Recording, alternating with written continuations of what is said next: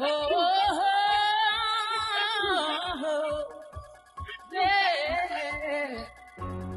and welcome to 709 Meridian. My name's Andrew. And this is D. And we are starting a new season of our podcast commentaries with Steven Seagal in Above the Law. Now, this is the early career oeuvre of Steven Seagal we're digging into here. The theatrical career of Steven Seagal, because his career only was theatrical for 10 years. And then everything since has been direct-to-video. So, yes. Now, Above the Law came out in 1988. This would have been, it was a Warner Brothers, so it was somewhat legit on that front. It was a year after Lethal Weapon, same year as Die Hard. So we were right around the period where action movies are crossing over. And Seagal wasn't Van Damme, and he wasn't Chuck Norris, and he wasn't Stallone or Schwarzenegger. He was one of the martial arts guys. Right, he had something unique. It was that his martial artistry. Yes, you know? he had a more legit backstory than some folks. So, I don't know. Like he sort of just burst onto the scene, though I think he had a dojo in Hollywood or something, right? Like, yeah. But he was a known guy, but somebody took a chance on him. Yeah, he might have done stunts in a James Bond. Maybe am I making that up? I don't know. So either that or flight consultant. Let's see. We could actually look. There's a way to find this out now. Steven Seagal's first credit edition. Yes, Never Say Never Again. He was the martial arts instructor. And he did martial arts coordination as credited as Steve Seagal on The Challenge, starring Scott Glenn, Toshiro Mifune, and a cast of Japanese. Wow, John Sayles wrote it, and John Franken. I've never seen. I want to check this out. Anyway, so what to say about Steven Seagal? I liked him. I mean, he wasn't. I mean, he's not a good actor by any means. He's not a good actor, but he did the. He had a very good image. Like he was a family man, that kind of thing. Which Van Damme didn't do, and nobody else really did. And you could understand Steven Seagal when he talked. Right. It was like you couldn't.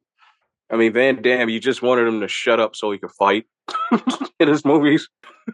And Seagal we'll see, he'll have a more legit supporting cast, including some folks we've seen before on the podcast. So, are you ready to go? Yeah, let's. All right, let's take it back the law. To 1990 or 1988. 88. Starting in 3, 2, 1, play. This is not the logo that should be on here. No. Wow. With music, so we were watching a remastered Above the Law. That's funny. I can't believe they did that to most of their movies. We put them on video. Yeah, it's Yeah. Oh God, that's right. The one it kind of works on, Superman 4. Yeah, it does work on Superman 4 because it. Oh, here. Uh-oh.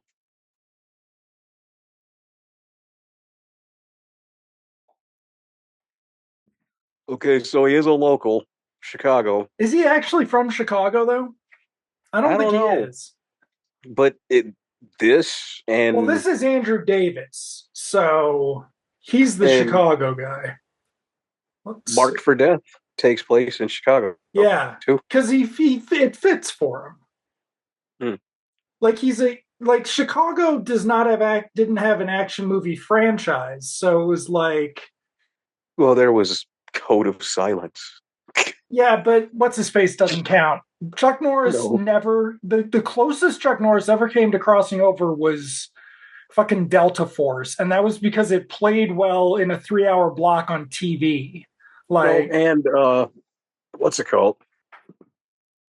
Missing in Action was kind of big for a minute. Missing in Action was big, but it was in that line of Vietnam pictures. Yeah, but that Rambo sort of took that over and killed it. Yeah, Rambo. But we're missing the cast. So Ron Dean is a Chicago actor who you'll recognize from The Fugitive, possibly. Chelsea Ross from Major League, the dickhead in Major League. Very good 80s cast. Yeah. But no, he's from Lansing, Henry Michigan. Silva. Henry Silva. So no, Seagal was born in Lansing, Michigan. God, I forgot how skinny he was back in the day. So he might have been around because there's that dojo over on Sheridan Road. That guy used to have a picture with him. Yeah. Right in the window.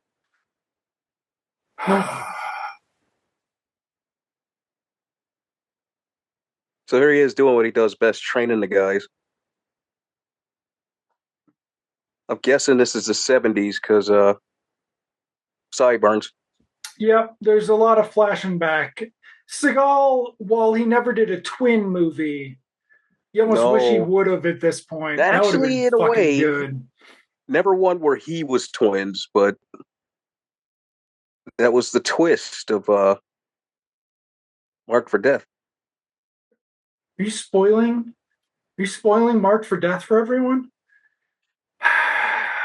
If they've seen Above the Law, they've seen Marked for Death, they've seen Hard to Kill. Okay, now, that's right. He goes to Vietnam. Vietnam, yeah. So this came in 88. So this was post Platoon, but pre-Born on the 4th of July, right? Like there was a wave of just Vietnam. All the cops in movies used to be in Nam, and all the cops were in Nam. It was the Lethal Weapon thing. They leaned off of it later on because it was just not part of the Shadow Company. Yeah. Okay, so we should have known what Steven Seagal was going to turn out like by them having Nixon in this. But anyway, Steven Seagal is currently a Russian asset, but so basically like us doing a whole season of Christy Swanson movies. Okay, but this was written by Edward. What was his name? Steven. Shit. Okay, 1973, which means the A-Team were promptly sent to a stockade in 72. So, there's Homeboy. Oh yeah, Major League. Yeah. Oh, that's right. He's there. He's his old buddy in this.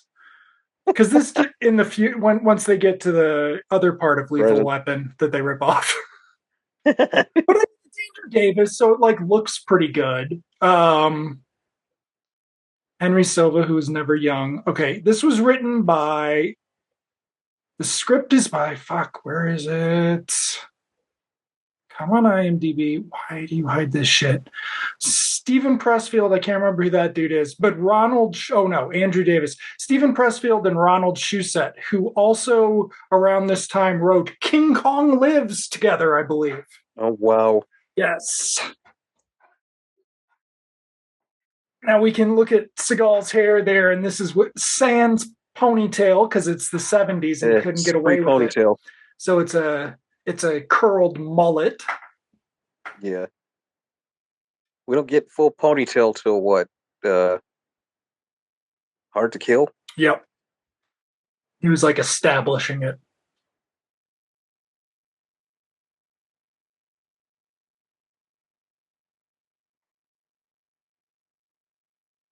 Yeah, this one is definitely the star vehicle. Yeah. This is kind of before they realized they didn't need to make it a real movie. All the action guys got one of these. Brandon Lee, he got Rapid Fire, which I think is Andrew Davis too. Maybe No, it's shit, it's that what's his face? I can't remember. Uh it's not Hames, is it? no, it's somebody else though. It is. They shot it in Chicago though. Right? Cause and that was a Fox one, right? Because you're trying to make Yeah. Chicago happen. Mm-hmm.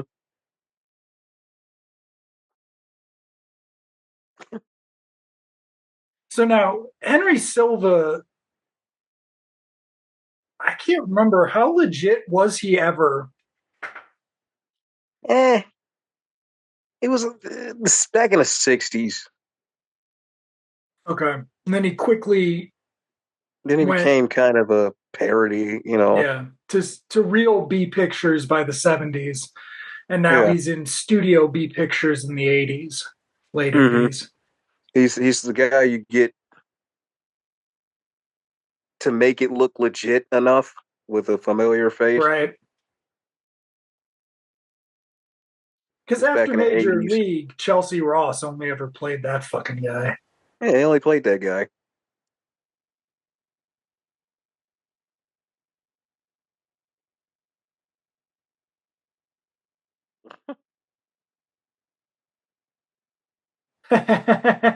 Mm-hmm. Nobody's going to threaten Nico. Right. The whole time he's smirking. Yep, there we go. Oh,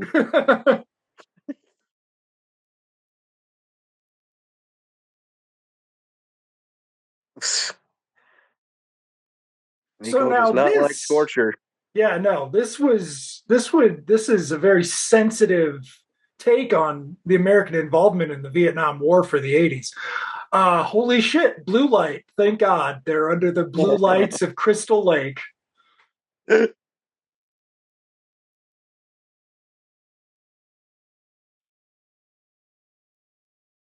Presumably that blinking light behind them is in, they can see that too. Or no? Nope. That was just a oh. Wait a minute. Nope. That was just a fucking light. We're in the present now. 88. 15 years later. We're establishing he's a good Catholic boy. As he is in every movie. Oh, Oh, wait. is Whoa. that Darlene Fugel? Flugel? Or no, this is No. Sharon Stone. Sharon Stone. Oh, the fucking priest is somebody too. Yeah. So Andrew Davis would basically he would slowly build up in success from this point in his career. And then he made The Fugitive. And I think I talked about it last time. He quickly fizzled, which is unfortunate, but he made some really good action movies in the early 90s. Mm-hmm. Okay, so these two fuckers, those two cops are in, I think in The Fugitive. They might also be in The Package, which also takes place in Chicago, and they might be dirty cops in that. One of them is, at least. Yeah. Yeah, the one guy is always a dirty cop. Yeah. Oh, Pam shit. Grier. Pam Grier. Oh, there's a black guy. Holy shit. I was going to say she's the only black person there. Nope. And it's not Samuel Jackson. Or Wait, is that Thaddeus? no. He's in this. Is he? IMDb. Huh. Wow. Well, Pam Grier, dog. And Sharon Stone. I'm trying to think. This is She post did this.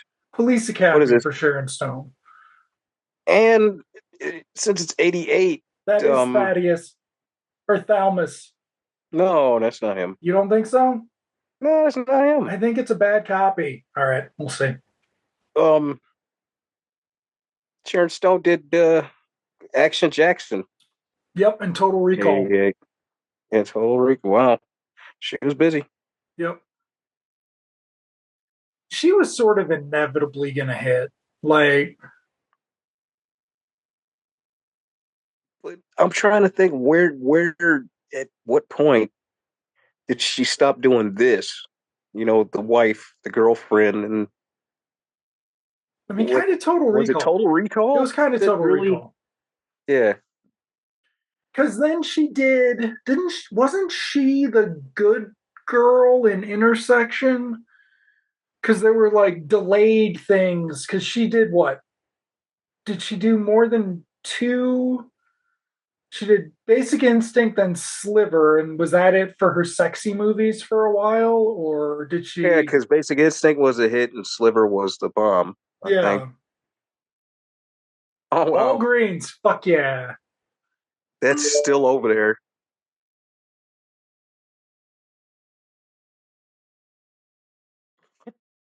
He's so incorrigible. Uh Oh oh. wow, nice coat, bruh. Oh I like that his sidekick's a fucking hillbilly.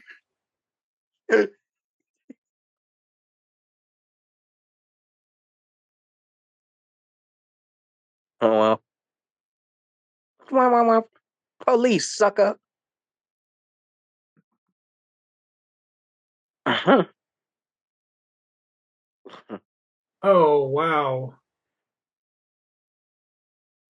Oh, Uh-oh. I think we got a fight, don't we? Yeah. If somebody has to get up, yeah,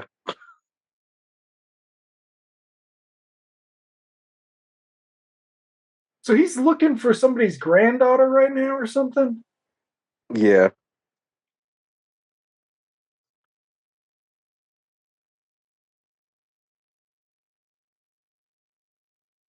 Uh, I can't remember if this is a cameo guy or like if he's a hack actor from the 70s. Is that Michael Rooker? That's Michael Michael fucking Rooker. Rooker. Damn. Michael Wow. Rooker, who would next year go on to Sea of Love, to infamy. Uh Oh oh. no. That's not going to go well. Uh-uh.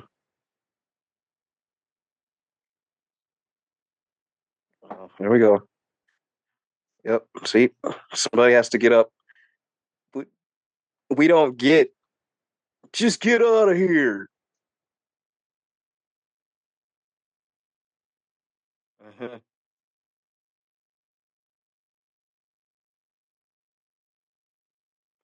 Go attack them one at a time.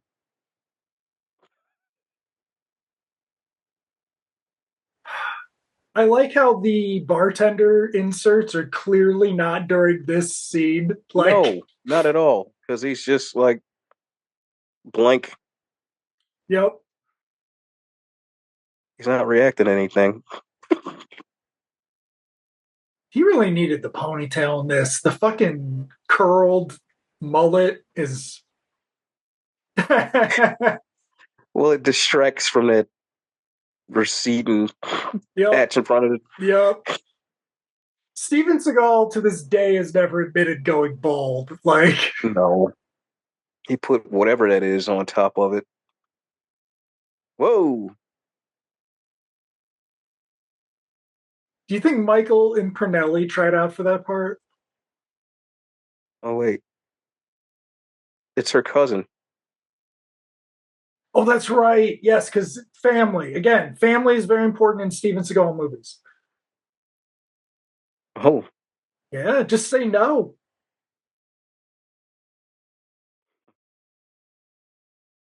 I remember this was a PSA back then.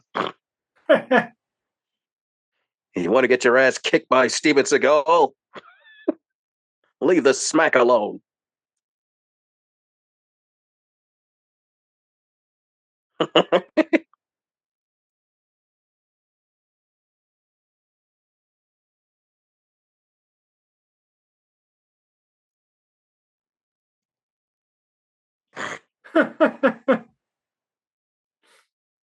uh, Encouraging speech. yep. Because he's a good role model. He wanted to be a good role model.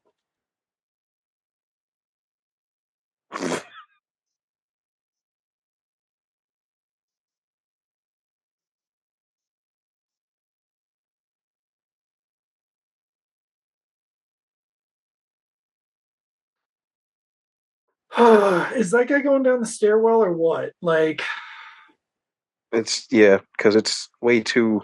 yeah, it's like the cell in an animation. That is a It's all lit up. terrible It's a black lighter eye. color. Look at that fucking black eye. That is terrible. Nope. Maybe he threw him down in Uh, the uncut version. uh,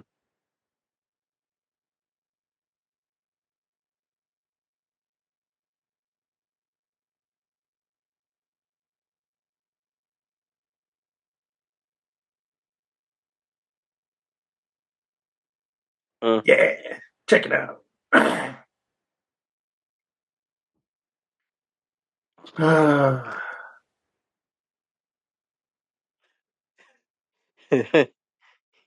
This movie should have had McGruff the crime dog in it.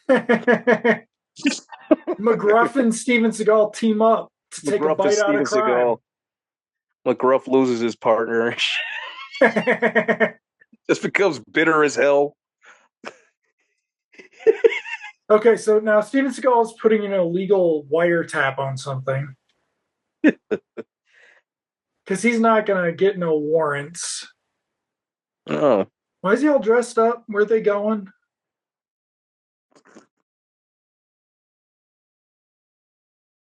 isn't he going to another christening or some shit? Probably.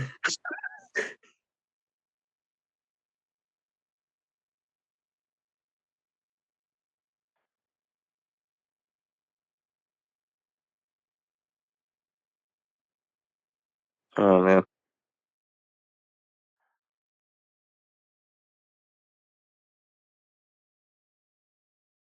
What a great way of conveying this information to the viewer.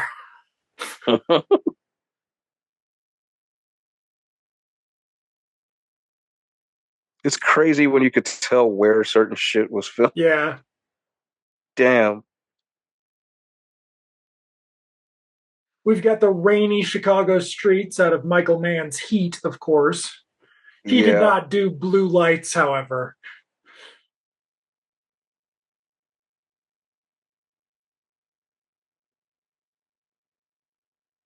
Does I'm not going to ask what happens to Pam Grier yet. She survives it though, right? Yeah, I think so. Or it looks like she's about to get fucking hit by a car at that intersection. Look at that shot. Yeah, if this was if like any post like Final Destination movie. Oh yeah. I was like, wait, that's not Pam Grier, fucking Steven Right. Seagal. That's not Pam Grier. That's not. Those lazy fuckers couldn't put a wig on her. Fucking white guy glasses. Like, come on. Oh. Oh. They're bickering. It's so cute. He doesn't have a good partner in any of his other movies, which is kind of a problem. Well, because Like, he wanted to be the guy, yeah, you know. this is the only time anybody forced Steven Seagal to share. They With the killed him exception of off to get. again, Marked for Death. He Who's his partner in that? David Keith kind of, Okay, or what Keith David one of them. right? Sure. I can't remember. No, Keith David, or is it David Keith? David Keith's the older dude. Keith David is Keith David. Yes, Keith David is in one of these. Yeah. Yeah, Keith David is Goliath. Okay. Oh, this guy, though, he was a villain on an episode of Knight Rider. He played a fake ass Tony Montana, which looks like he's playing here too. Right.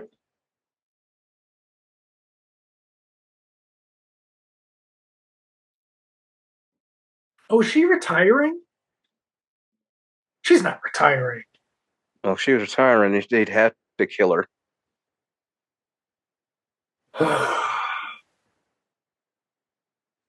Yeah, that guy was TV. Al Pacino Okay. as Tony.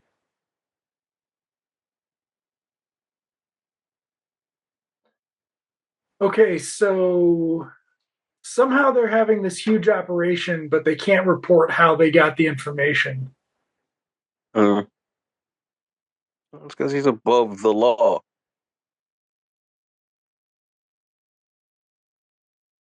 That guy looks familiar. Yep. He's in at least The Fugitive, possibly some more. Mm-hmm. You can tell he wants to do a ponytail. He's got it twisted around. It might be post. It looks a little longer than it did before. Because it's kind of growing out.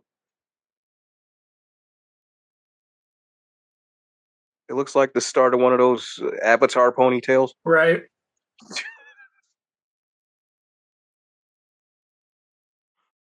Okay, here we go.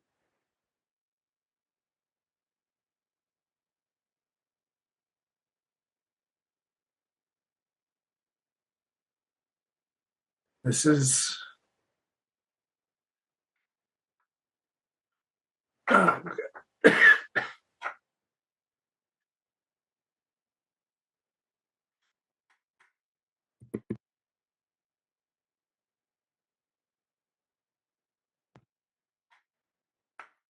It is. Oh man, just remember how 80s long it Chicago, took for man. shit to get set up? Like, we got to walk all the way across this roof. Steven Seagal can run. Is this Oh, guy any? this dude Oh must have no! been on Miami Vice. Oh no! He looks like a bad guy version of Griffin Dunn. Where are they going this way? They like cross the streets and uh-oh, the Uh-oh. feds. Man, the feds are horning in on the bus. It's always either the feds or internal affairs. Who told the feds? Wow. A four-way shootout. Oh, and did they just kill Damn. Ron Dean? Damn. Come on.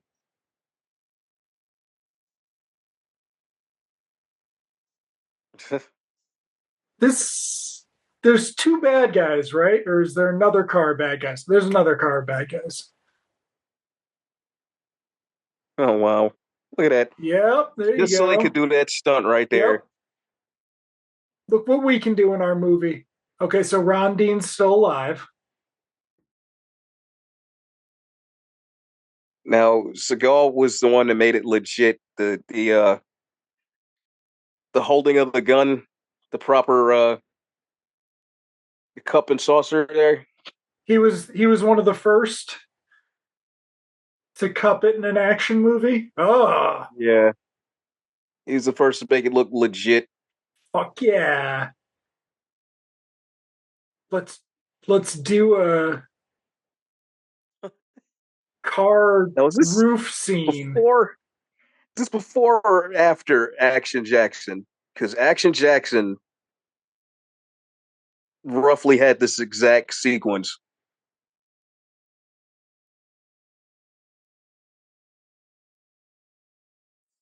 There is a scene in Action Jackson where he is on the roof of a car. That was from February, and Out for Justice is Above the law. above the law. Sorry. Oh man, this music is not very good. Where the They just used hell? Blues Brothers footage.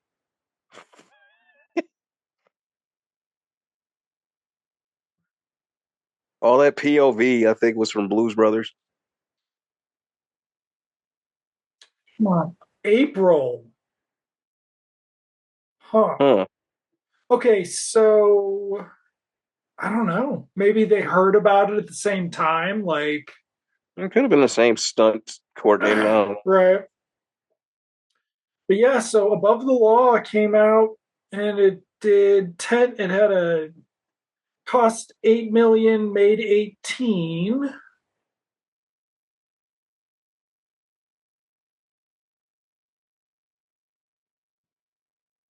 Meanwhile, Action Jackson made 65 million. Damn. Fuck. So it did It did relatively well. good. Yeah. Why the fuck isn't there another one? Hold on a sec.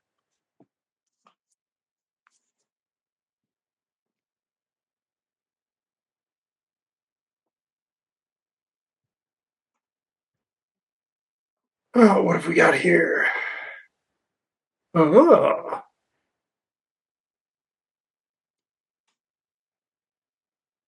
Ooh, explosives. So it's not drugs, it's C4. Okay.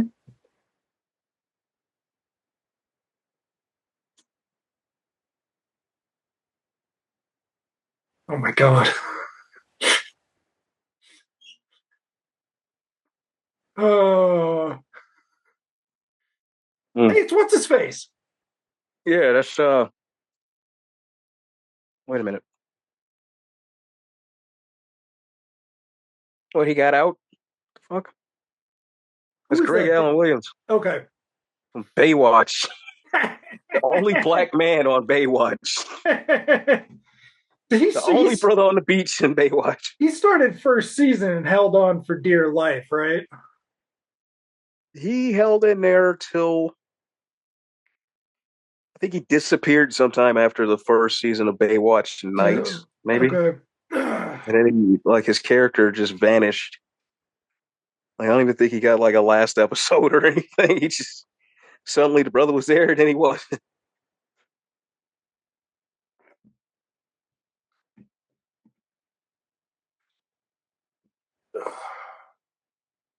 Uh-oh.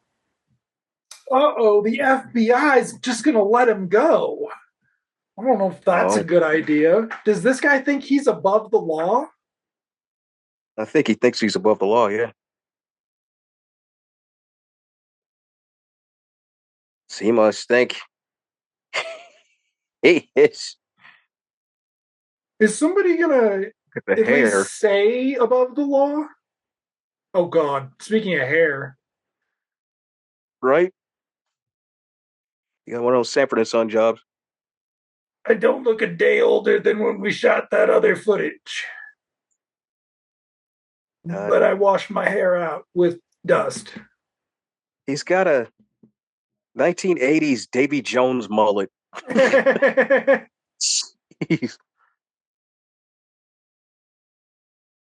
Okay, here's their briefing room.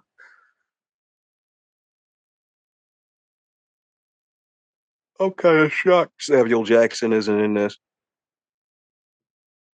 We're all just hanging out.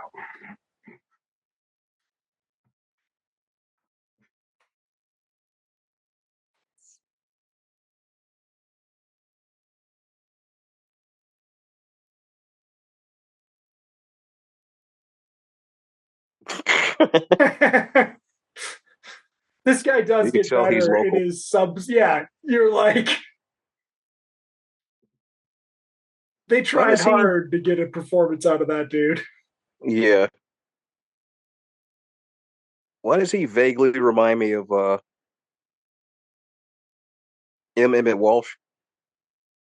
Oh, the no, JT Walsh. Oh, JT Walsh. A little. He reminds me of Andrew Robinson. He's like a mix of the two. Mm-hmm. Damn, I miss JT Walsh. JT Walsh did at least one of these shitty action movies. Like, well, there was he didn't do the Negotiator was that was Cat that did Friday, right? Yeah. F. Gary Gray. Yep.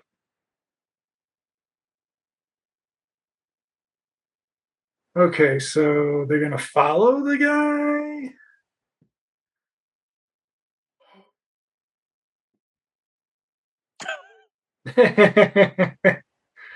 Oh, the fucking mullets. It's just. Yeah.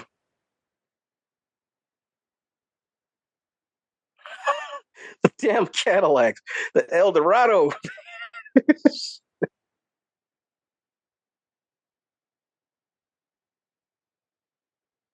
Blue line. Church from the opening sequence. Yep. No That's way. They go to the same church and they don't know each other? well, they probably knew where they were going. It's the neighborhood, you know?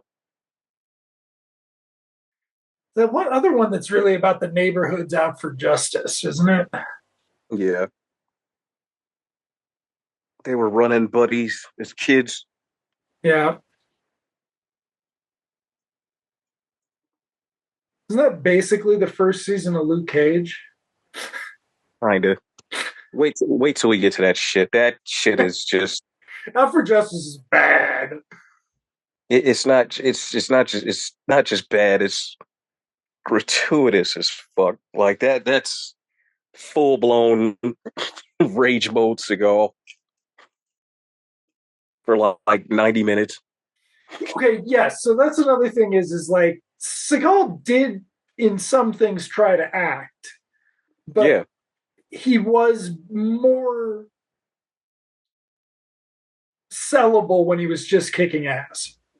Yeah. You just watch there's certain some of these are even in the early ones, you just especially out for justice where it's like a video game. He's just going to the next level, fighting this bunch of guys, this place, and then he's fighting this guy, that place. Hey, Father, what's his face?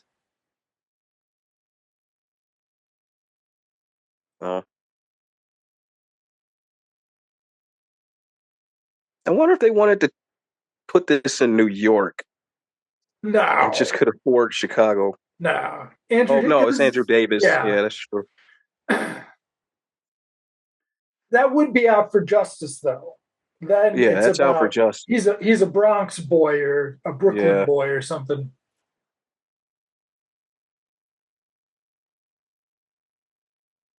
So they've missed.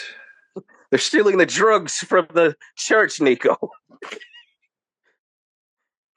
They're stopping up the trade here.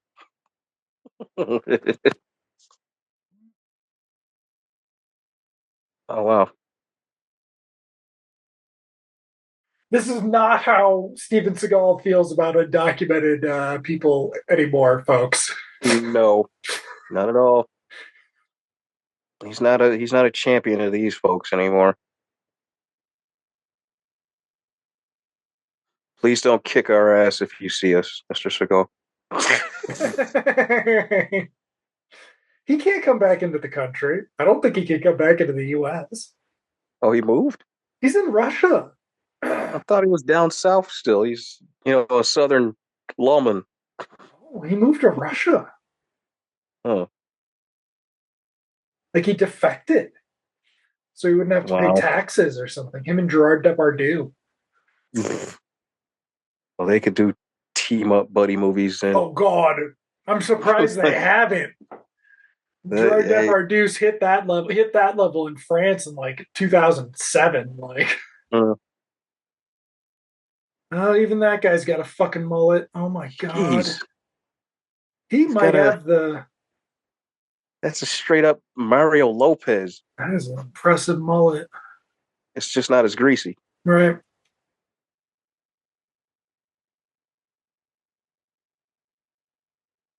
See, you can see the beginning of the hair peninsula.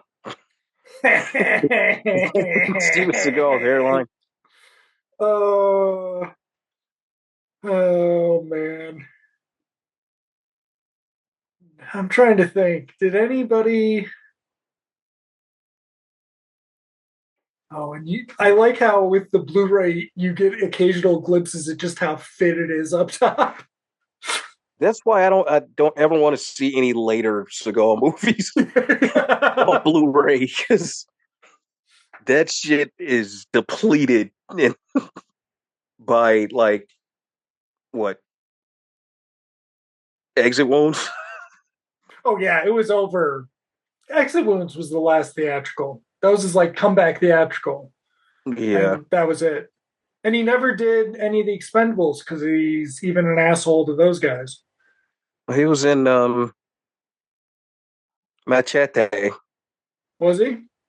Yeah, he was a villain in Machete. Wow. Yeah, they allowed him to die a very violent death in that.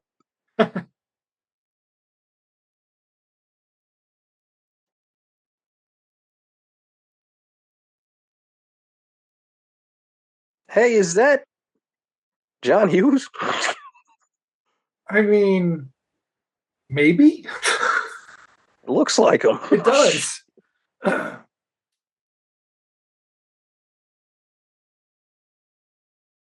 So doing director's cameos was something John Landis made popular, and some other folks did try to pick it Yeah. up going into the future.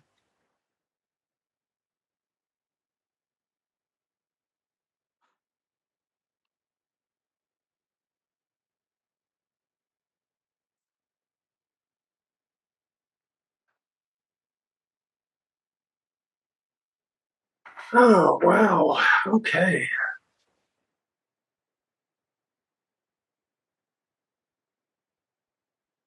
Can we hurry this the fuck up? Come on now. The old man looked at the camera.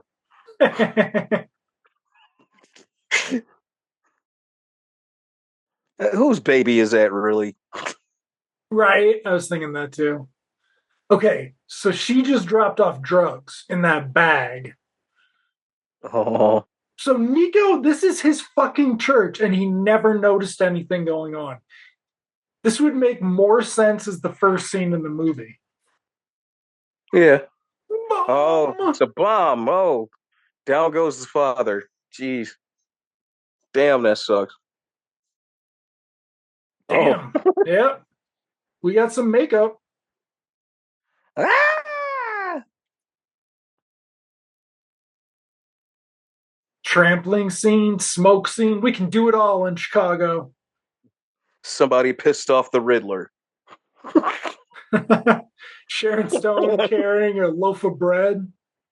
Damn. Oh, wow. Bloody kids. Oh, Well, there goes John Hughes. John Hughes. He wasn't the dude who was picking up the drugs. He was just an innocent bystander.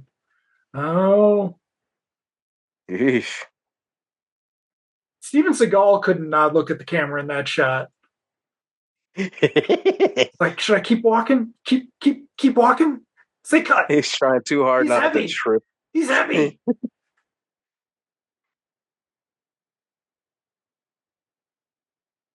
Uh, Here comes the sad, enraged Seagal. They're gonna have to pay for this. Come on.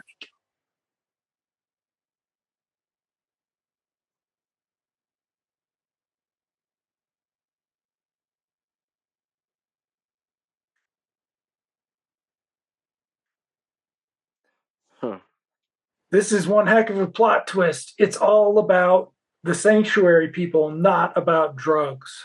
Because our villain is Shadow Company. Mm-hmm. Yep. And Where's Lethal Gary Weapon Busey? was not the first movie to do the sins of Vietnam come back to haunt you in LA, where you're a cop. Like, the first one of those was probably 1981. Like, they just Mm. were Larry Cohen level shit. Mm-hmm. Uh-oh. Uh-oh. Those fucking feds who didn't want to let him do anything. They got a priest You guys killed. are gonna answer for this. Oh shit. He's doing a strut. Yep. He's doing a tough guy strut. Oh, hey, man. I want a word with you.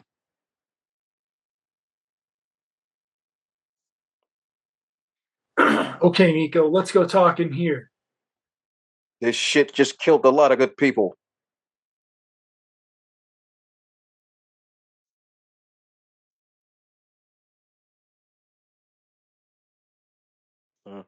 See, okay, so Andrew Davis directed Under Siege, which was Seagal's cross breakout movie. He immediately pissed all that away, right or wrong, with On Deadly Ground, and then tried to bring it back with Under Siege 2, but that didn't have Andrew Davis, it didn't have Tommy Lee Jones, it didn't have Gary Busey, no. It had Eric Bogosian and Morris Chestnut. Yes. Yes. So an acute niece, like, it was trying to turn Seagal into a PG-13 action dad, basically, which has never existed. No. But Andrew Davis kind of figured out how to the best direct Seagal. Like, yeah, they seem like they probably would have got along better. Yeah, like Davis works at it. Some of the other ones were probably just kind of. Who did Marked for Death? Wasn't it? It's just no, it's fucking. That was the Fox one, so it's just Dwight H. Little, director of Halloween 4. Wow. Yeah. So that might have been the one where Seagal was like, "I'm gonna do this my way," and blah blah blah. Yeah. Oh, that was dude. That was with the cousin and. Because it's about family. Always about family. Well, who did Hard to Kill? Oh wow! Look at that. Oh, he pulled the knife. Oh God! Hard to Kill's Bruce Malmuth, director of Nighthawks. So clearly, nobody was willing to pay for a director.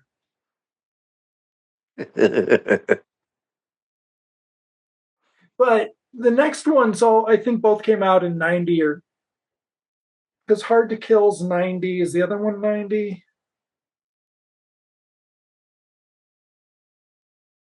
Yeah, so they both came out in the same year. So like, oh, an aide. What if he was assassinated? Dun dun dun. John Hughes was the target all along. Yep. Look at his fucking hair. He's got a fucking hair clip in there.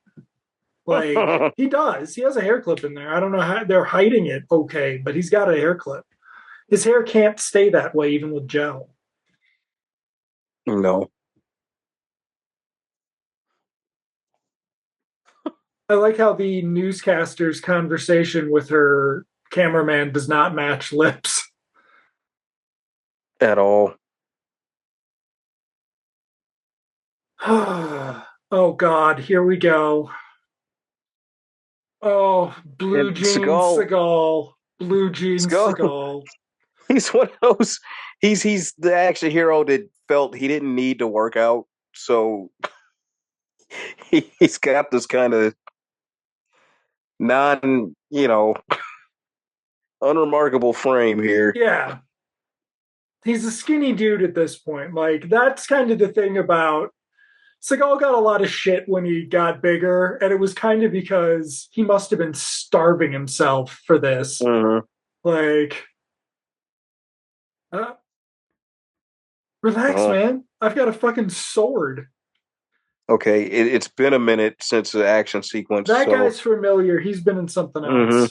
Was he the cab driver the cab driver in Total Recall's Black. Maybe he was in the bar. Yep. Hold on. He's got the sword now. Oh, I don't even need to cut you. Oh, you're not ready. Homie got his arm sliced and just Yep. said, "I'm out." You don't have a machete. Don't they have any fucking guns? Like, what just happened? Oh, So a couple of them did have guns. He's Seagal, damn it. He's so badass. He took the weapons and dropped them so he yeah, could. he dropped the fucking machete so he could do that. Ah, we got a Okay, foot here comes chase the run. Here now. comes. Oh, look at it. He runs like Linda Carter. I mean, that's who taught me how to run too. So the difference was I was 3 and Seagal was, 27. Look. Yep. He does. Oh my God. Oh no, he's probably psyching himself up as he runs. Like, I'm going to hit him. I'm going to hit him. I'm going to hit him. Look, it's like the intro to Wonder Woman.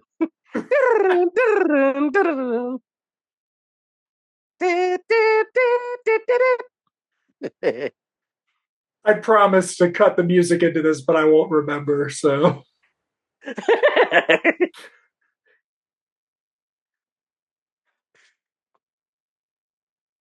Oh. uh-oh. Oh. Wow. You don't have a lot of cop movies where the cops threaten to kill you if you're not, unless you're Stallone. That's my buddy. I know him.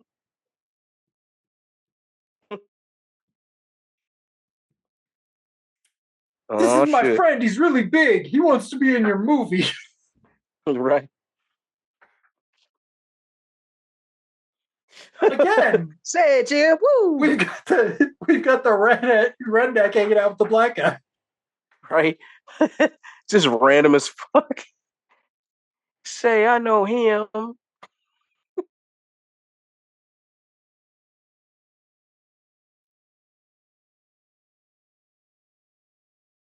Oh God, that's So right.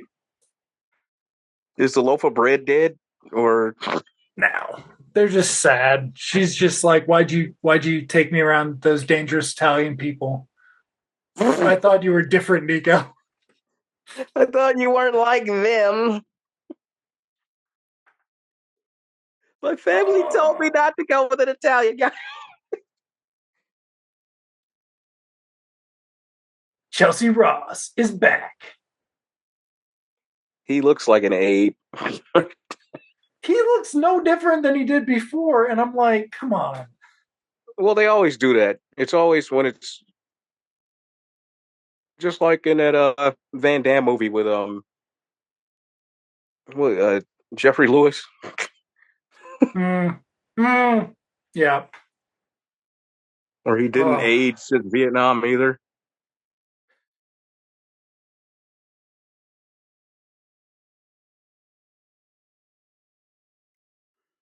I can't remember what else Chelsea Ross is in. I feel like I've seen him in a couple other things, but yeah, it's just Major League. He has been in other stuff. Oh yeah. Like I do remember, I think that was him in that freaky ass Tales from the Crypt episode. Oh yeah. This was prime Tales from the Crypt era. The one with Patricia Arquette and the Scarecrow. That shit was. Yeah.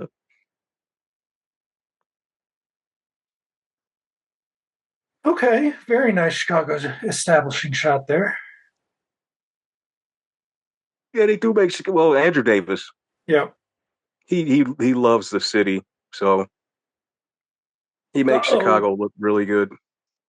What's going on here? He's got a running suit on, a track suit. That's his wake up in the middle of the night outfit.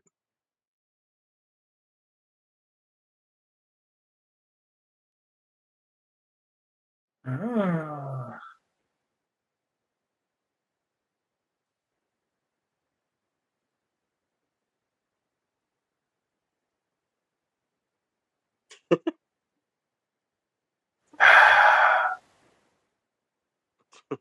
I like that two of those guys look indistinguishable from each other. Nope, she's got her fucking loaf of bread back and that fucking terrible art on the wall. Oh, damn! It was his mom who got hurt. That's why they were so Yeah. upset.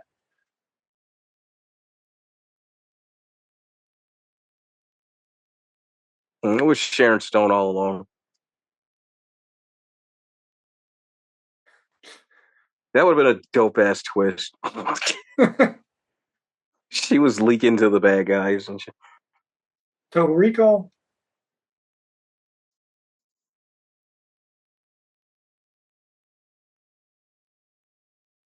And off they go. Yeah, it's a narrow ass Chicago street too. Yep. Who is this fucking guy? I gotta see who this guy is.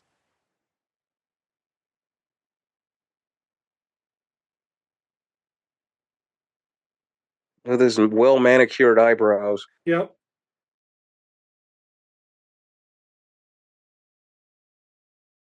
Like, why is he in it so much? Oh, there he is. There's Thelmus. Is he a Fed? Yeah, he's got to be King Fed. Oh, there he is. Yep, you are correct. Okay, where's the fucking bartender? Ronnie Barron. Mm. He's probably some local. He was in Code of Silence. Yep, local.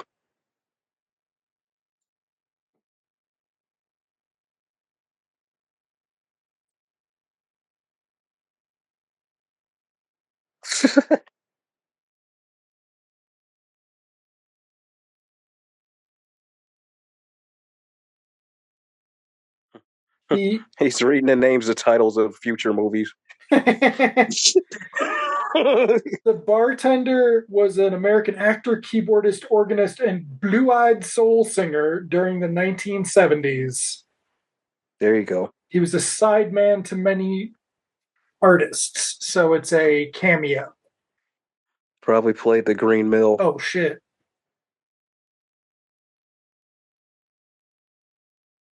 Oh, you're above the law and a loose cannon. We want your badge, Nico.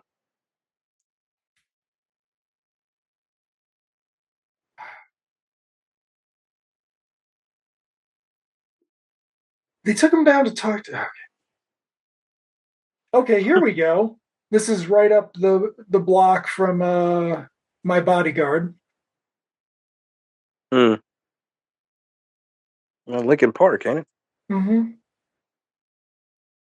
That's where I think My Bodyguard ended. Yeah. Or it had the big scene. It had a Like, duck yeah. boat scene.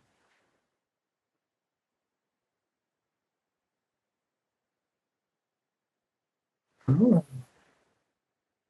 John Hughes. Ugh.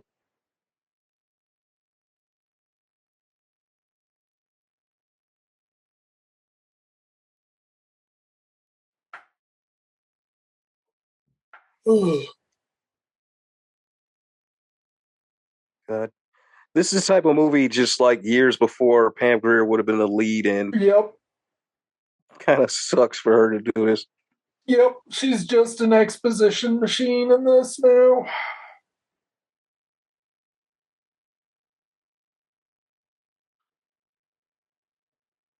Ugh. I mean, nice photography. Like, Mm-hmm. though it does look like they just changed film stocks, but Yeah. Real quick. yep. Because you didn't have. I feel like you didn't have a lot of Studio B New York action movies in the late 80s. It took them until the mid 90s to come back to New York. Like you still had like Larry Cohen level shit, but you did not have.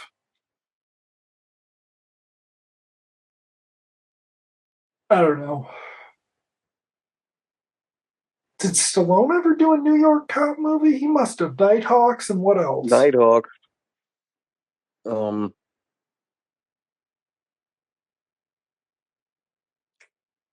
What was he in? Well, no, he wasn't a cop. And was it Underground one? Daylight. Daylight. He But wasn't a Daylight cop in shot that. entirely in Italy. Yeah, that was completely, yeah. Yeah, so I mean, they didn't, and then they just hung out in LA. Like, that was the whole deal with Planet Hollywood, right? Like, there was this weird resurgence of Hollywood pride in the early 90s. Because it was too, they were lazy. They, Yeah. they all lived out there. It was so much easier. Like, yeah, I mean, nobody's convincing Arnold Schwarzenegger to film on location if you can film in your backyard, right? Like, Mm-hmm.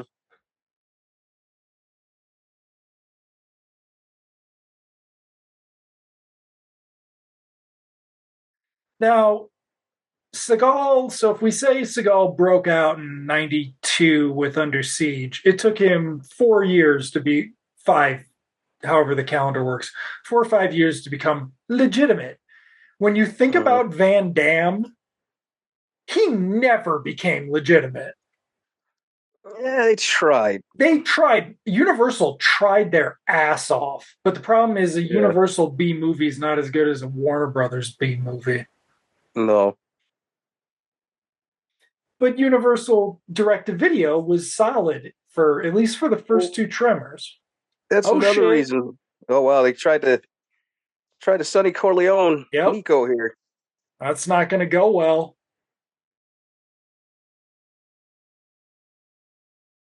So somewhere in the middle of all this, they're going to stop shooting. Yep. Call the police.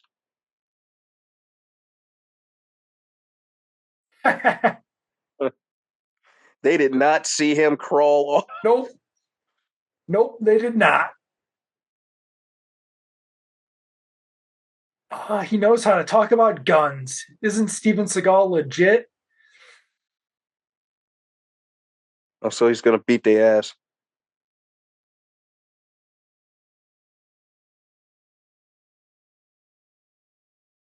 Ooh. Oh. Arnold Schwarzenegger probably wouldn't do that in 1988. Like, they would have got at least shot in the leg or something. But with a joke, too. Yeah. Because 88 was Twins. That was when he really wanted to break. Yeah, he wanted to be Mr. Funny. I mean, the problem with Schwarzenegger is the fucking accent. Like, he could have done action movie dad. Like, that's another thing. I honestly think his accent's not as thick as he puts on. The man has been in America since late 60s, okay? It's intentional that he keeps it. Yeah, it's intentional. And I think if he, made some effort, he could have really kicked it and done some, completely different shit.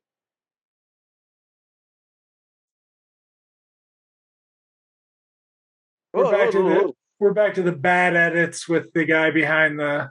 Yeah. I do also like how. Wow. That is not Steven Seagal. I like how Seagal looked behind and was like, "Hey, is it time to go now?" Right. So he's got to run because he can't let the cops see him because he's above the law. Wow. It's stereotypical, but so accurate. This guy. This is every corner store owner in Chicago.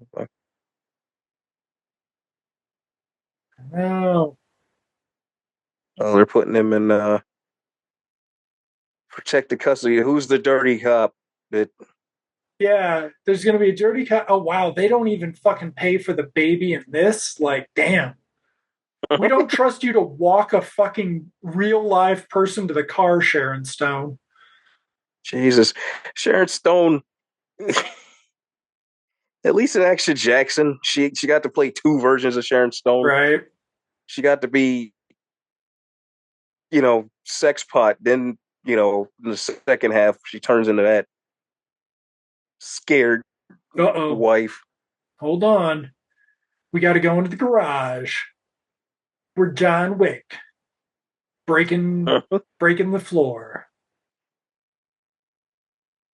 I love how those movies are like 2 fucking hours, right? Like, it's amazing how fucking long they make people watch action movies these days. Like, well, because they got to do the effects, and they got to. Every sequence is like a mix of practical shit and CG, and they just don't get to the point anymore. That's why I say the original John Wick, I'm fine with.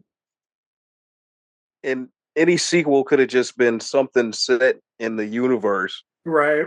and then bring Keanu back down the line as like a special guest star or some shit. Yeah, you do somebody else's big action movie comeback in the second one, right? Yeah, Like, right. well, that's Lionsgate, though, and they never know how to do that shit. Because I remember when Bad Lieutenant 2 came out, they were like, we're going to make it a franchise, because who doesn't want to watch Bad Lieutenant with Sam Jackson? And they just didn't do it. And I'm like, damn. That was Bad Lieutenant 2 is fucking great. Like, yeah, they play that a lot.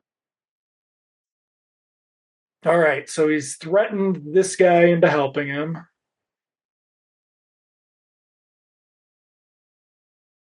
Oh, look. Oh, see, yeah, he's broken so many rules that. Come on, just say he's above the law. Okay, how is that not Dick Miller?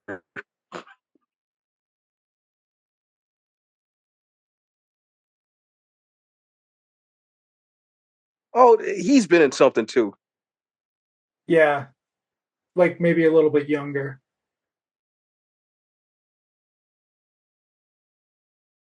No, that's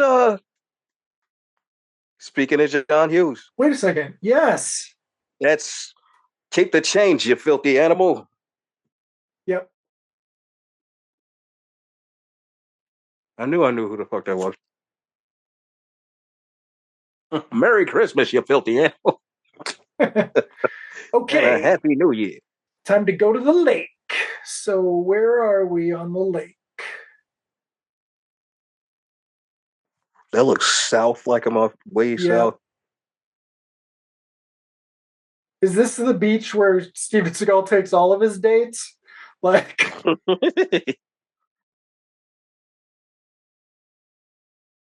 yeah. Oh, look at that in the back of his head. Yep. Just like, dude, come on now.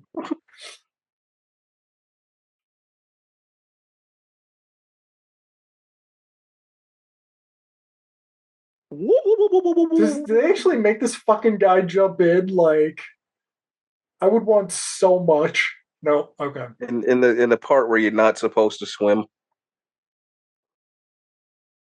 Oh wow. There might have been a boat. Like, yeah, or something. That did not look. No Is splash this, or nothing. What did we call it? What's McCormick Place? McCormick Place. Oh shit. Oh, that's right. He's putting that Nam translation to work. Yep. You could talk to him in his language. Steven Seagal, man. He's a man of many layers and depths. Oh, there's the whatchamacallit building back there. It's so the little girl from 80s. Yeah, this is 87. Adventures of Babysitting. Yeah. So the guy from Adventures of Babysitting still hanging. This is a year after Adventures in Babysitting. So this is sort of and this is the same year as Poltergeist 3. So this is sort of the height of let's make a movie in Chicago. Well, then you got the plethora of Hughes movies, Yeah, but the Hughes movies kind of started the. I don't know. Yeah, Chicago. Yeah, I mean, I don't think it was ever like as official as Tyler Perry's Atlanta studios, right? Like, No. but Hughes movies being in Chicago sort of promoted the idea you could make movies in Chicago. Mm-hmm. But then it sort of Because then fell you off had after this, and because New York came Snowball. back. Yeah. It did snowball though. You had Running Yeah. Scared and Yep. Red Heat and God, it's a lot Red of. Heat was also 88, I think. Mm-hmm. Uh-oh, here we go. But Red Heat, there's scenes in Red Heat that are clearly shot in LA. Well, The Fugitive brought back Chicago, right? And then Mm-hmm. Andrew Davis made Chain Reaction there, and it was a huge fucking waste of money. And when they did U.S. Marshals, they set it in Chicago and shot it in L.A. Or no, Yeah. they shot it in Chicago and set it in L.A. Yeah. Like, so it was a weird thing where, yeah, there was some buildup of film infrastructure in Chicago that continued, but it sort of, I mean, there isn't anything anymore, right? Everybody just films on a fucking lot in front of a screen, so it doesn't matter.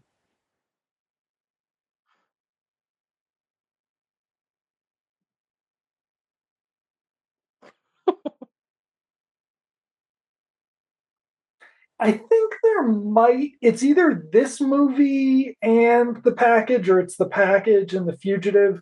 But like, I think there's like the characters, the same actors are in the same like ish part. Like, they seem to be playing the same person. Like, there's like a crossover character. Yeah. Because Well, it's got it. It's the one cop, right? One it's of them's one of them. dirty, isn't he? Yeah, either one of them's dirty in this, but we might be misremembering that because one of them was dirty in The Package too, Mm-hmm. and might have been dirty in The Fugitive.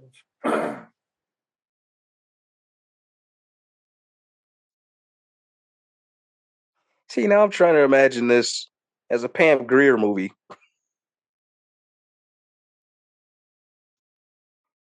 And it wouldn't have been bad for her, like around this No. time. Because it's post Aliens, so Yep. a You would female can want. lead an Yep. action picture. Who would you want? You would want. I don't know. Oh, this is.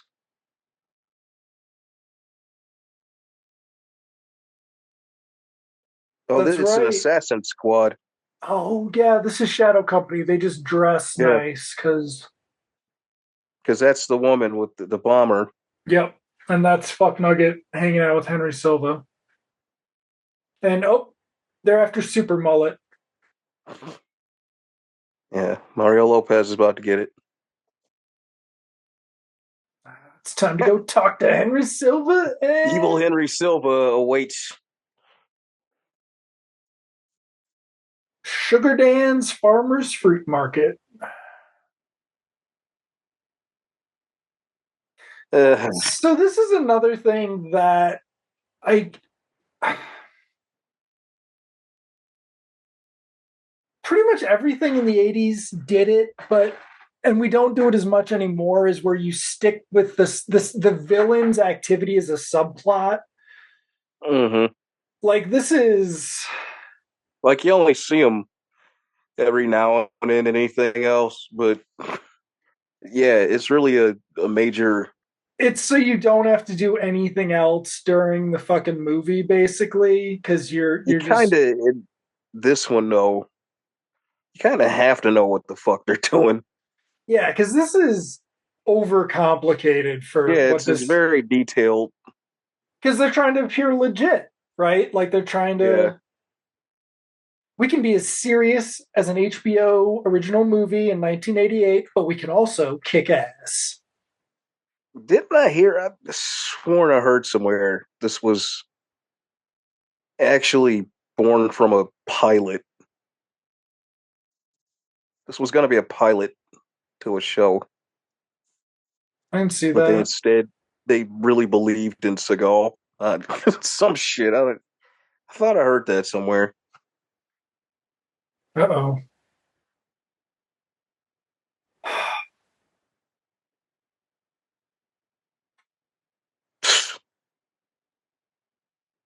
Let's give the father some heroin.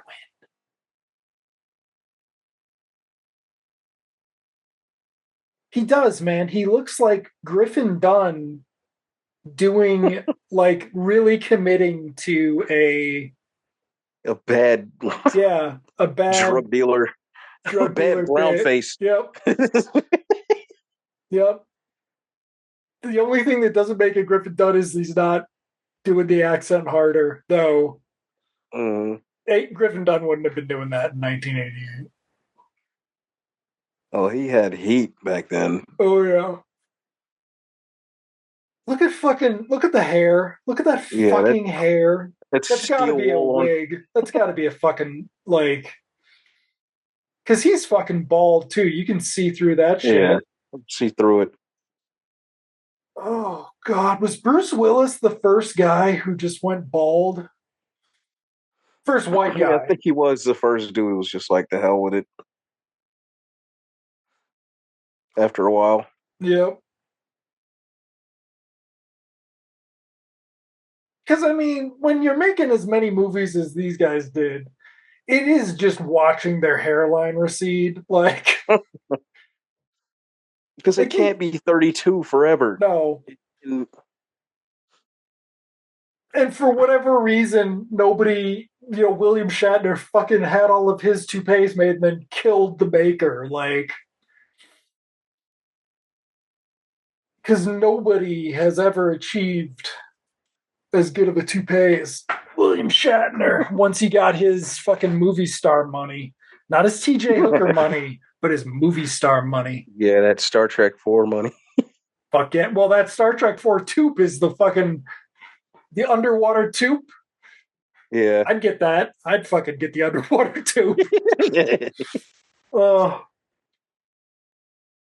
Look like a fucking bird's nest on my head. So that'd be a problem.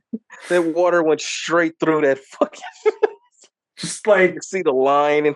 I mean, honestly, maybe the glue they used to hold it underwater is why he's fucked up today. Like, seeped in. It was like, you're gonna become a fucking asshole when you turn 87, dude. Like, people are gonna love George Takei and it's gonna drive you crazy.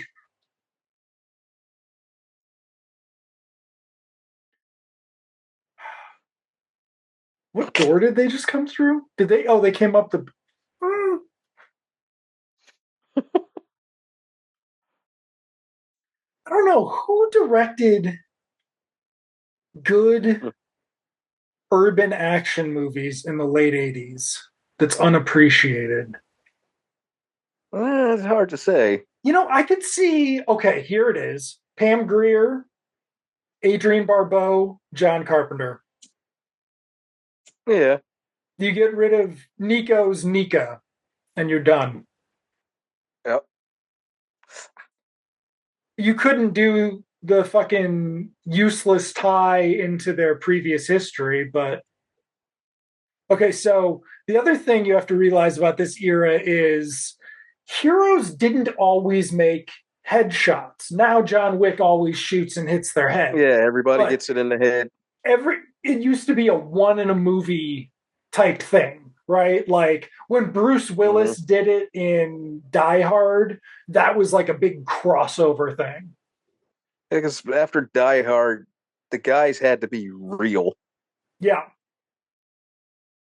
They had to get hurt. I mean, Seagal, though. Shot. Fuck you. Oh, no. Oh, Pam Grier, you better be wearing a vest. So it's not enough. Damn it. That his mom's blind, his priest is dead, his old fucking commander has killed his partner. How much longer do we have of this? Jesus Christ, 20 minutes? Oh, wow, they're doing a... Yeah. What, they get the next of kin train back? With the shit on top? Come on, come to Chicago and you can film on the L. Running Scared started that, I think. Risky Business risky had the business, but L, but they running didn't have scared was like, let's stunts do though. something. Yeah. Damon, they're at the Damon stuff.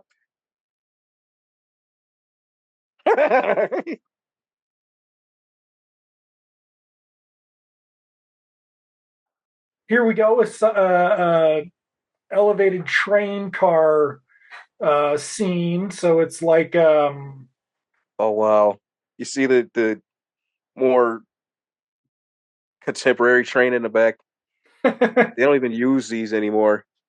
The green and white ones. yeah, no. They stopped after. God, how long did those run? Um Youth probably +2. Like this is 88. Like this would have been I bet 86, 87. Uh, I bet it's on Google or it's on Wikipedia, but yeah, I we're gotta not look going it to up. look. Yeah, we need. Oh, Sears Tower. Well, it's still the Sears Tower. Okay, we've got some Mm-hmm. soulful jazz. He's Steven taking another Seagal. L. He's a man. He's a complicated man, and no one understands him but his woman, Nico. I'm shocked that he wasn't like, I should play Shaft. Don't think he hasn't thought it. Look at that fucking Oh, see fake that? ass picture. Oh my The god. picture they took on the first day of production. Oh. Why does he Oh oh wow. wait, this is her apartment. I'm like, Yeah. why does he have a picture of her as a child? That's a little weird. Look at that. We got the fucking vest. Is he still on? He's still above the law, so they can't know that he's alive. Or Oh. this is the dirty cop. We'd also had Untouchables in '87, so that would have been your biggest budget action movie set in Chicago at that point. Mm-hmm. They kind of did go Untouchables to Fugitive in terms of scale. Oh, he's not. He hasn't turned him in yet. This fucking Seymour Cassell's mean brother.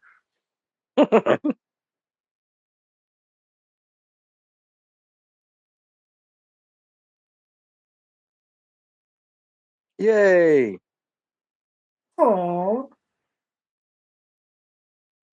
Maybe Aww. they should have held off telling him till after he killed the villain and that way he could send him off in a rage. They should do shit like that. Whose baby is that? That is a mixed child.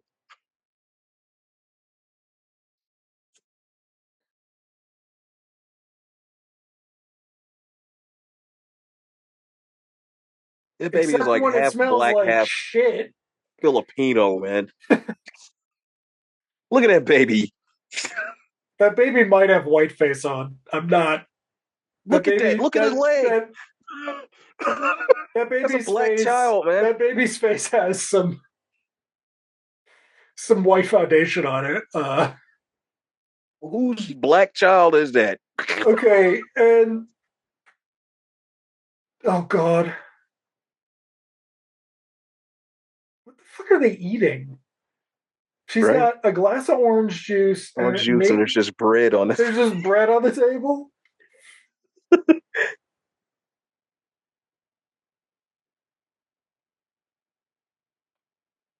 Oh my god. God. Why is she crying in every fucking scene? This was this was far worse than having to be in Police Academy 4 by this time in the movie. Oh, she looked like she had fun in that, though. She didn't have to Yeah, do much. yeah. I mean, one hopes that those at least are fun to make. Yeah. Oh, wow. The Oh Chicago fuck. establishing shots.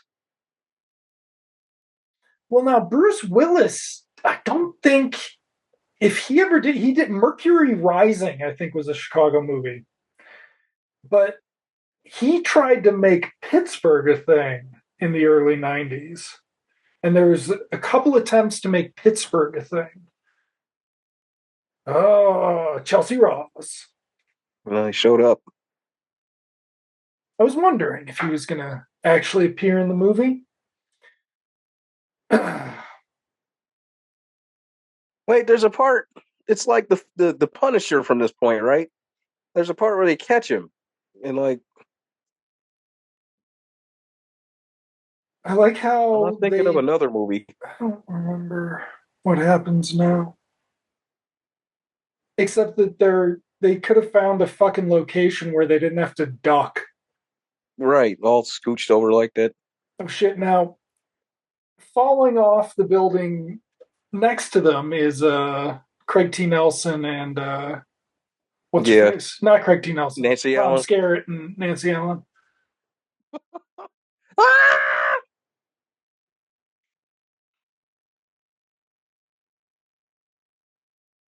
Oh god.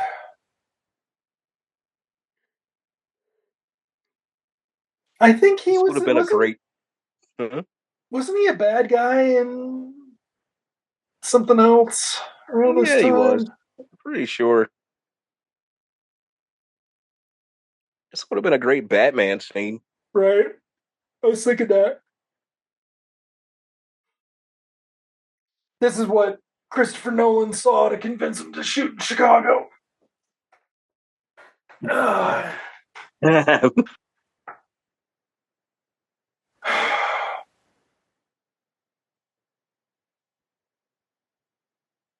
Whoa. The bankers start all the wars.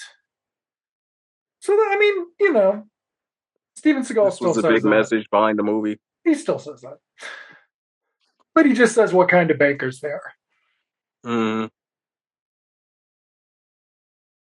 Now we need to explain the whole movie to everyone. Yeah, because at this point it's like, damn it, why hasn't the bad guys died yet? Why does he just shoot him?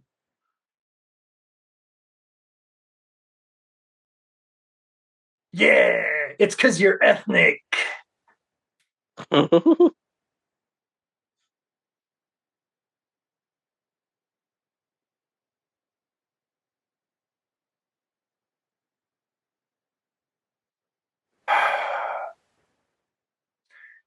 Oh, Nelson. He learned the wrong lessons in Vietnam. If he'd tried some martial arts, who Right, what knows? happened to his invincible martial arts? Oh, man, I feel bad for that guy. Fucking bowl cut in 1988. He's got the Billy Zabka.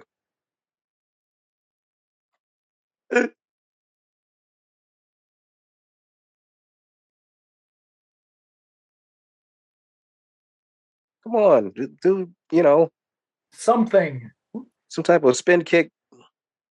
Did he kick? Well, very rarely in the early ones.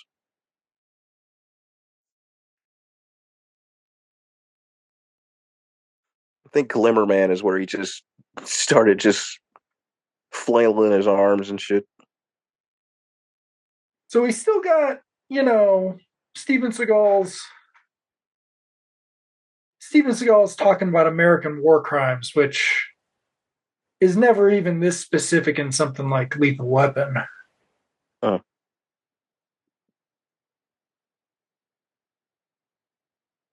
And I feel like Casualties of War sort of killed the genre, like in '90. Yeah, because they brought that legitimacy to it.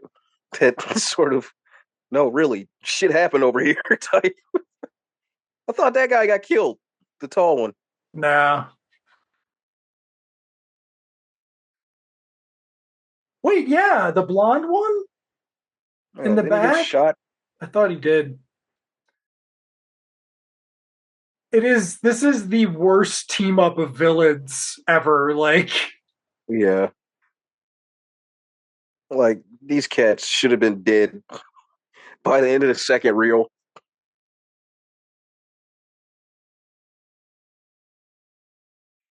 oh, he's gonna kill Chelsea Ross, and that's gonna piss off Nico.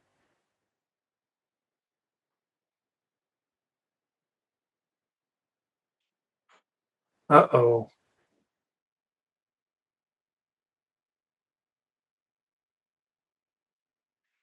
Oh, Oh, that is a bad, bad death scene. Oh, and speaking oh of wow. bad, here we get Seagal's hair.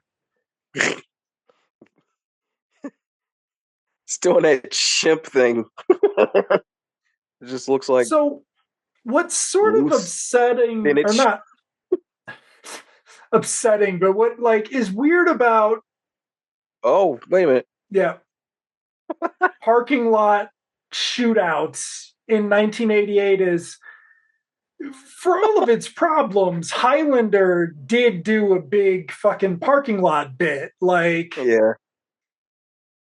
and you gotta, and I mean, they just sort of forgot that. Like, despite Highlander being an HBO hit, we Mm-hmm. sort of decided, nah, it's okay. We'll just do whatever the fuck in a parking lot. Like, it's fine. Well, Like, that's what a lot of these are. there are fucking sitcoms with better parking lot episodes than most parking lot scenes. Like, oh god, fuck this guy. Oh, is Come he gonna on. fly out of the? Oh, because Stallone's killing people at this point. Well, Sloan He's had the big done. thing where Or not Stallone, he was. Seagal. Yeah. Yep. There we go. Boom. Only the dummy. Dummy.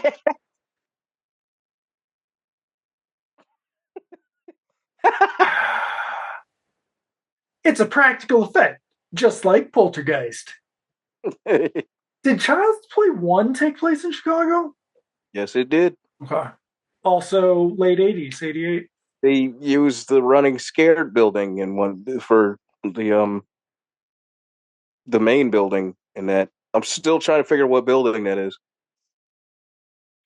The where they go to try to bust Julio and he Yeah. holds the lady hostage. Yeah. I'm still trying to figure out what building that is.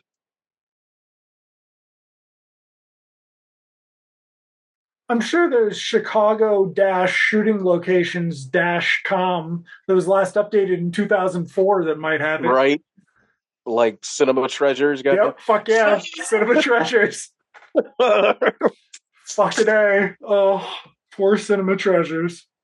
Jesus, what a great site. And then like somebody said, the hell with this.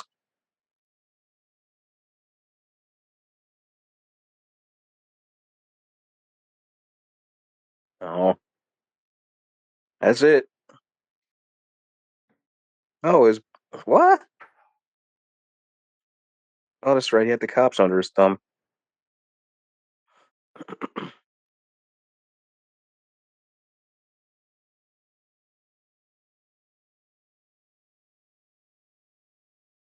You were right. They do catch him.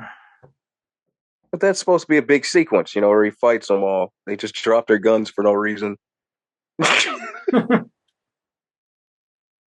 Oh, look Oh, what nice we shot. did.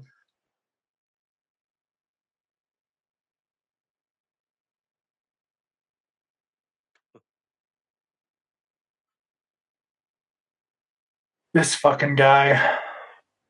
So it was him all along. He was who's the mastermind?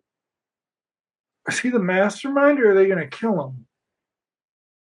I think they're gonna Star Trek 6 him and frame.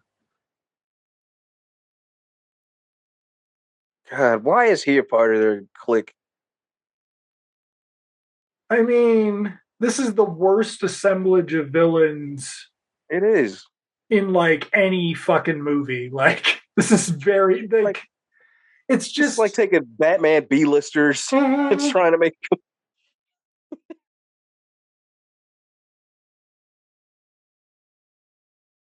like you throw in a tough guy villain from fucking Incredible Hulk and shit. Like, no, Yeah.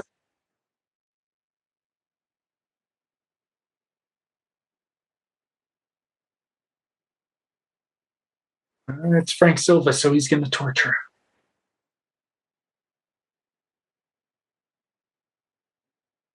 Stand him up.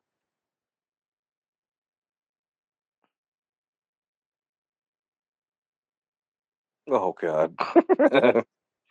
Oh, it's a weighted glove, huh?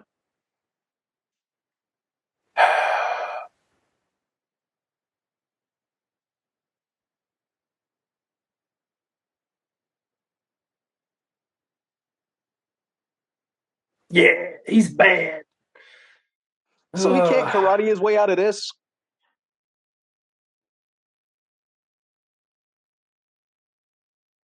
No, because he's got to be too tough for drugs.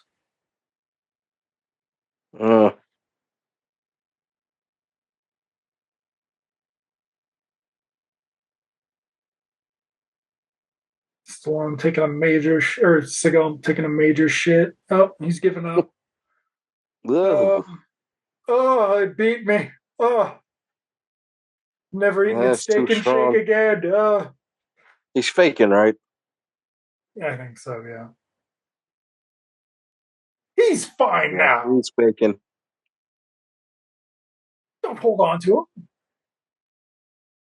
Yeah, let him go. Now he can Seagal rage.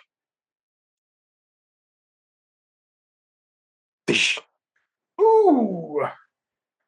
Or is he just too damn strong? Oh, Boom. Oh. finally. Jeez. Yep. The knife fight. Bad ideas. Oh, let's break his arm. Ah, there we go. Yep. Fuck yeah. Break his fucking back. Like, yeah, you don't see Mel Gibson doing that. No. Wow. Yep. Fake ass blood on his face.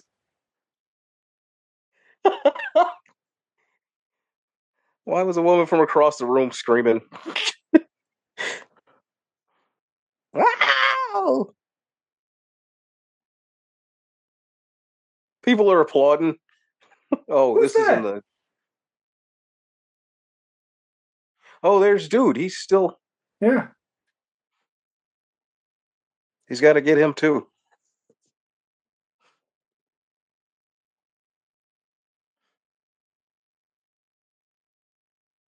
So he must be the good guy.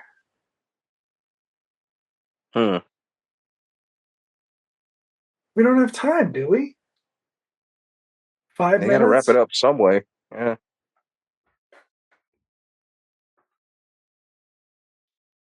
Oh wow! Look at that jacket. Look at that jacket. Thank goodness for Blu-ray. We can see that pattern.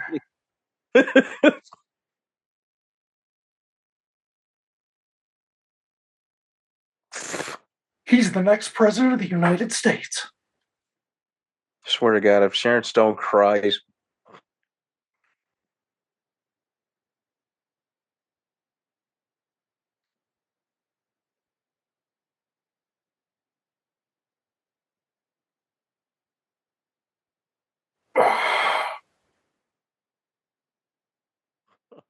We've also brought George Clinton in the P-Funk.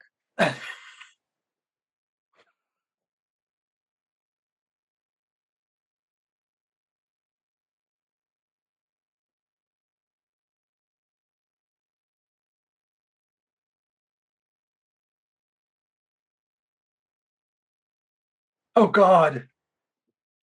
Why don't I just tell you my No, story in he's song? telling the story.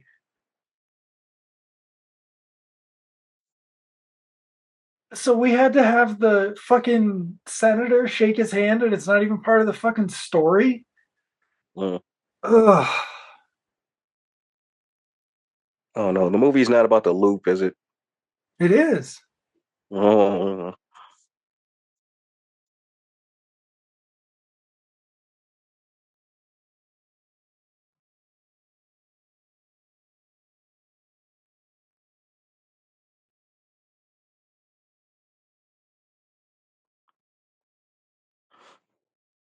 So the bad guy gets away with it? Is that the... Oh, there's that title. That's what it means. Yeah. Yeah. Above the law.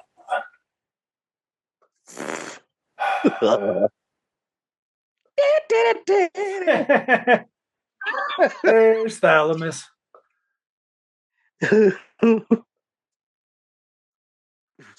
Bomb woman. Men in Bar, Michael Rooker. Yeah, there he is. Did Al Young ever do a Seagal movie? Surprisingly, I don't think so. He did. I know Danny Trejo was in the beginning of Marked for Death.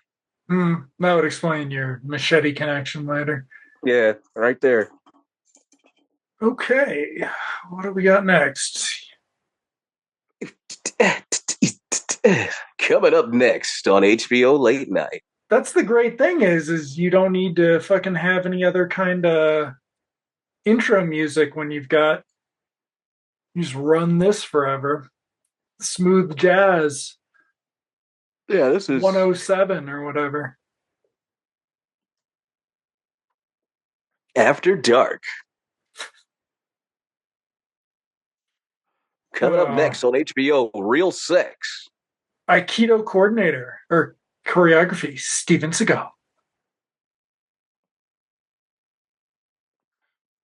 Gaffer, Gino Credidio. Credidio.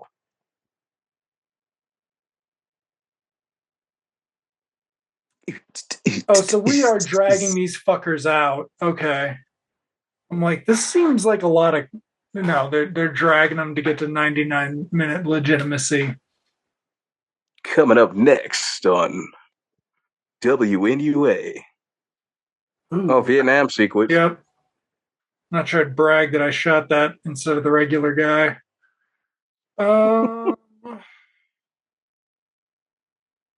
Special thanks. Yep, there you go. Chicago Office of Film and Entertainment.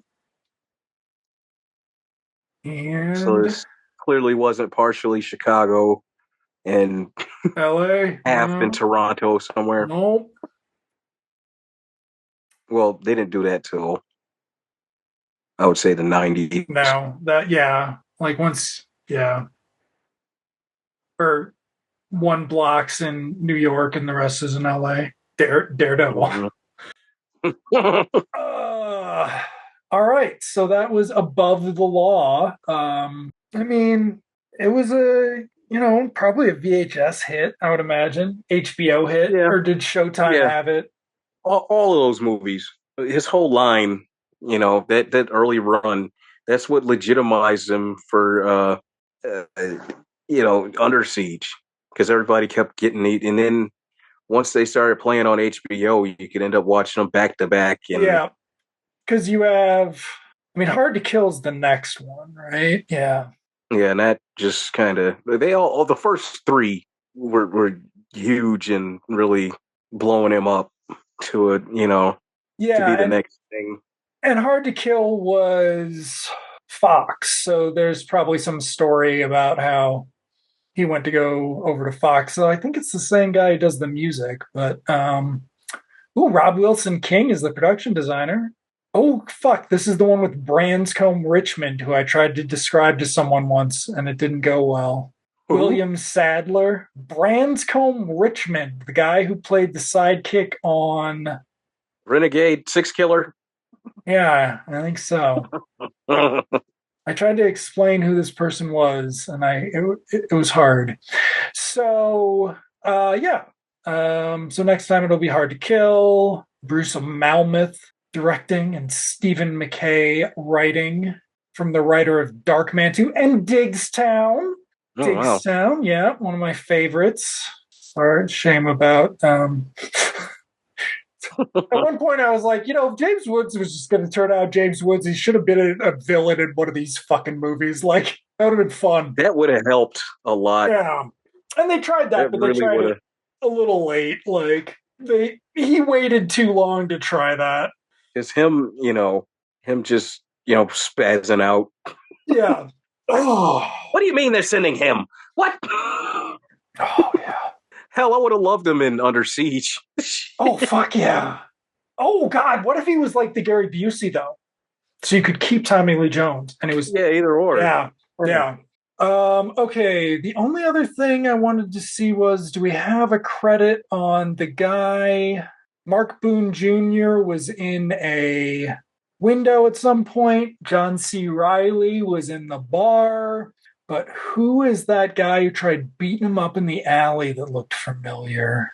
Oh, is this?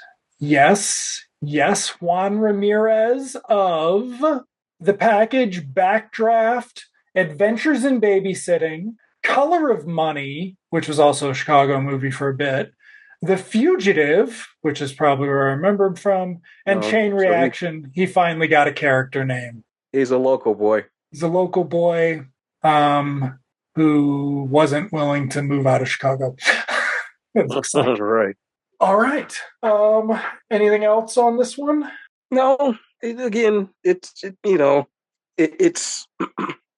one of those action pictures. It's legit solidified Seagal to being kind of the B list to your Arnolds and your Stallones.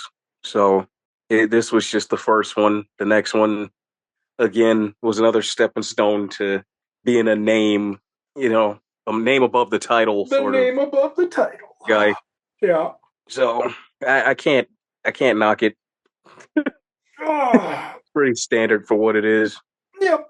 And it led to better things for Andrew Davis, so that's good. Mm-hmm. All right. That's about it for Above the Law. Because next time we will be in LA, I believe, for Hard to Kill. Yeah, Hard to Kill. Same amount of syllables, folks. Same amount of syllables. Maybe. I don't know. I'm not good at syllables. Okay. All right. That does it for us here this evening. Thank you for watching, folks. And next time will be Hard to Kill.